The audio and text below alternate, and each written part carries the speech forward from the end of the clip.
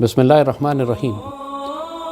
پچھلے 50 سال سے جو پاکستان کے خلاف سب سے زیادہ پروپیگنڈا ہوتا رہا ہے وہ مشرقی پاکستان کے حوالے سے وہ یہ کہ 92,000 پاکستانی فوجیوں نے ہتھیار ڈال دیے۔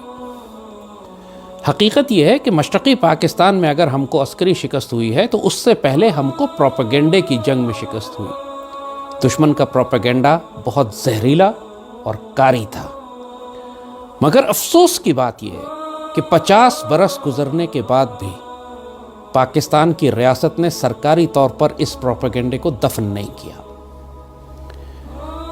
اس سال 2021 میں سانحہ مشرقی پاکستان کو 50 سال ہو جائیں گے اور 2 نسلیں گزر گئی ہیں۔ میں خود بڑا ہوا ہوں اسی جھوٹ کو سنتے ہوئے کہ 92,000 پاکستانی فوجیوں نے ہتھیار ڈال دیے تھے۔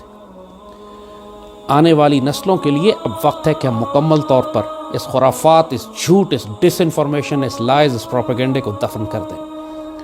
پاکستان کے اندر جو سیکولر اور لبرل بغیرت طبقہ ہے، جس کو اپنے آپ کو بڑے شوق سے یہ بغیرت بریگیڈ کہتے ہیں، یہ جان بوجھ کر بھارت کے اس بیانیے کو پچھلے 50 سال دہراتے رہے تاکہ پاک فوج کو ذلیل کیا جا سکے۔ جیسے یہ پروپیگنڈا آپ ہمیشہ سنتے آئے ہیں کہ فوج بجٹ کا 80% کھا جاتی ہے، یہ بھی پچھلے 50 سال سے ہم سن رہے ہیں، جبکہ حقیقت یہ ہے کہ فوج کے حصے میں پاکستان کے نیشنل بجٹ کا صرف 6 یا 7% آتا ہے۔ 7 یا 8% کو 80% بنانے کا کمال جو ہے، یہی وہ جھوٹ کا کمال تھا کہ جس نے مشرقی پاکستان میں پاکستان کی فوج کی تعداد کو 3-4 گنا بڑھا کر بیان کیا کہ جنہوں نے وہاں ہتھیار